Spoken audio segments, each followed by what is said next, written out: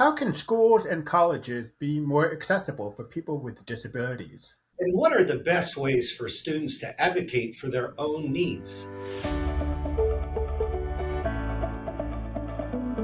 This is Enable, the Disability Podcast, where we share stories, experiences, support, resources, and more for people with disabilities and different abilities. We are at Enable Podcast on social media. My name is Deaf Jeff Herbert. And my name is Kurt Hauer. We're talking with Helena Schmidt, a college student with cerebral palsy who's working to make education more accessible to people with physical challenges. Thank you for joining us. Helena, what was it like for you growing up with a physical disability? What kinds of resources did you have? First, thank you for every other focus. Growing up with a disability is challenging at times and lonely. My family was very supportive and continued to teach that I always wanted to do everything alongside my peace and my friends. Needed evidence that they could as an adult. I had more friends than I did when I was younger and don't feel as when I received early intervention at a young time and for K through 12. I have an IQ that gives me a one-to-one TA, OTPT speech, and research. As an adult, I have a disease through CPAP and self-realization. Well, it sounds to me like you have some pretty special heroes in your life, Helena, and your family. It's good to hear about their support, and I know that makes a tremendous difference. But I can't imagine what it must be like living with cerebral palsy. And what are some of the biggest obstacles you face today as a college student with CP? I knew that God was going to reach out to me because God is not obligated to provide support and seeing that came with school still. But honestly, nothing could have prepared me for it. I felt obtaining suppressed and interest. I got into my top 6 college and I went there for freshman year and a full-time student. I had to commute because living in the government's not possible without support staff. Some professors tried to changes for the better accessibility for better accessibility. But by the time by the end of my freshman year, I was exhausted and decided to withdraw from the school due to lack of accessibility support.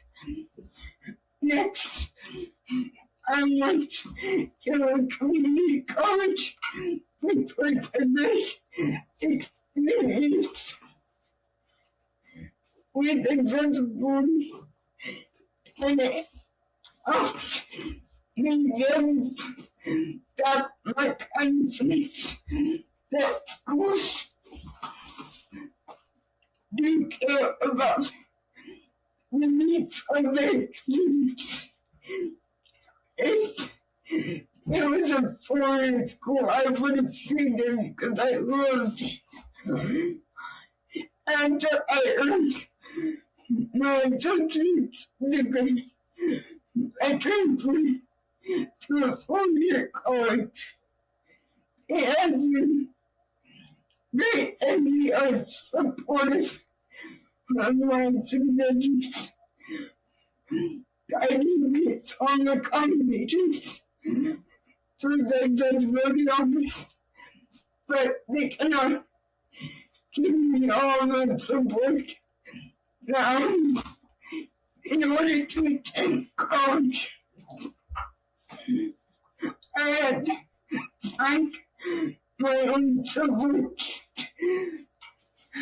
that would drive me to campus and support me. It's hard to find staff who do that. And all their lives, they asked to help me at school and would come home and continue to assist me with homework and unprecedented tasks. After freshman year, I had the part-time student because of my study and freedom challenges. It's hard because there are not many students in who are in my situation, and I can't attend many social activities on campus.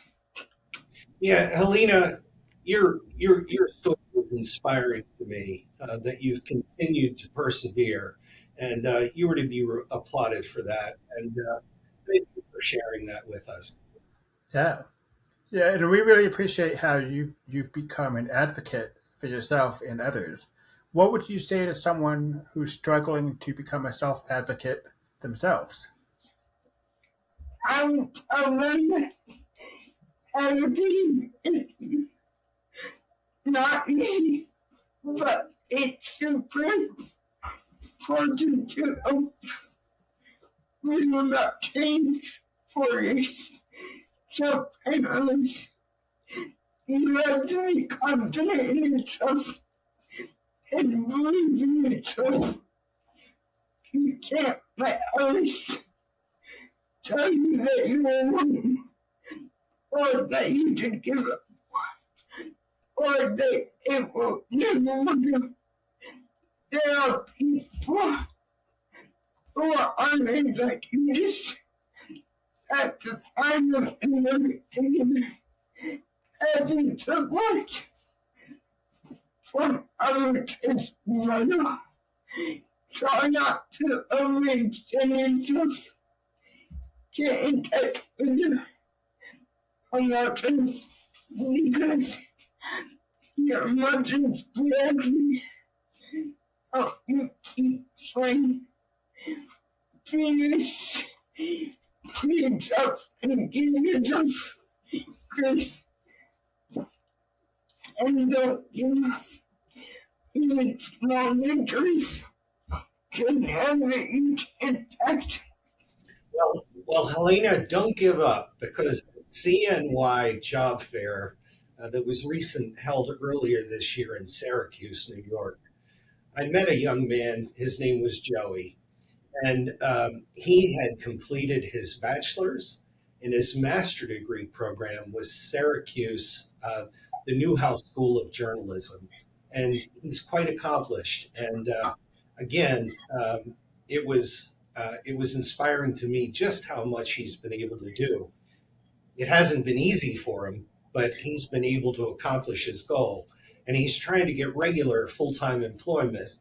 But in the meantime, he's been doing a lot of stringer work and different things for publications. So you keep at it.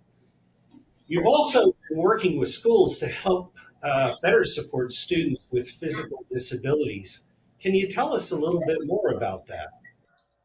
Yeah, I have organized students with disabilities services director and PWD victories.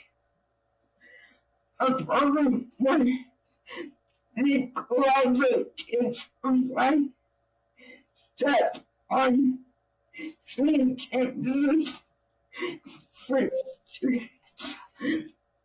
Like me, for example, they could coordinate nursing or teaching students to help the campus and not in the classroom.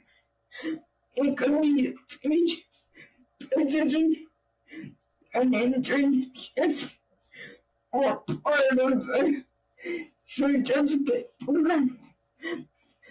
Therefore, I also became one of two students disability advisors on my campus.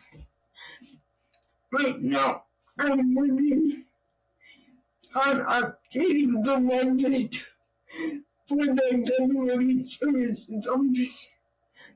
I also plan to create a campus accessibility map.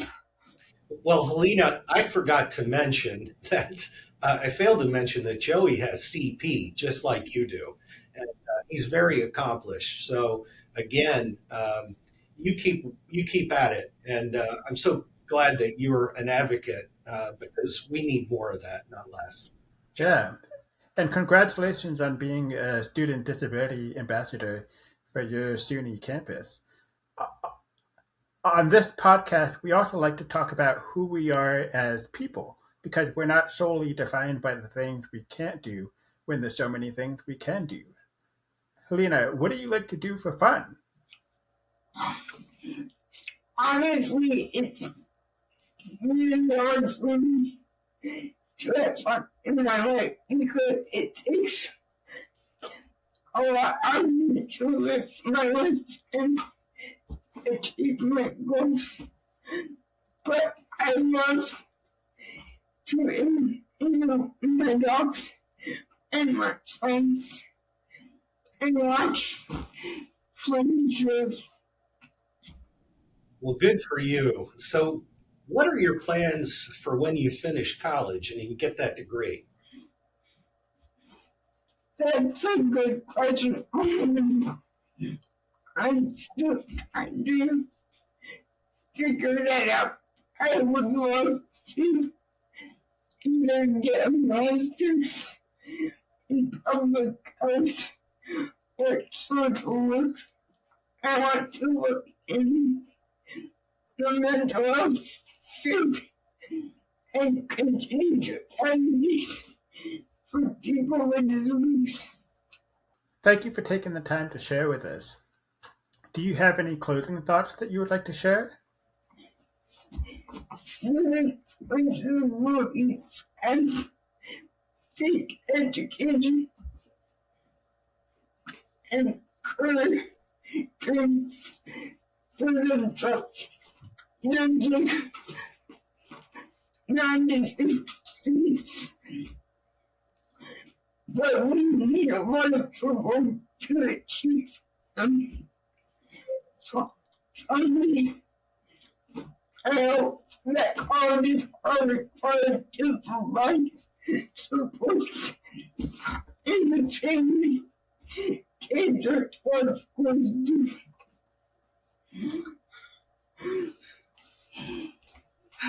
So for all that I've accomplished, like being a college student and on the dean's list, some people still treating me like I'm 2 years old. I hope more people will not indulge other than because they look differently, or speak differently.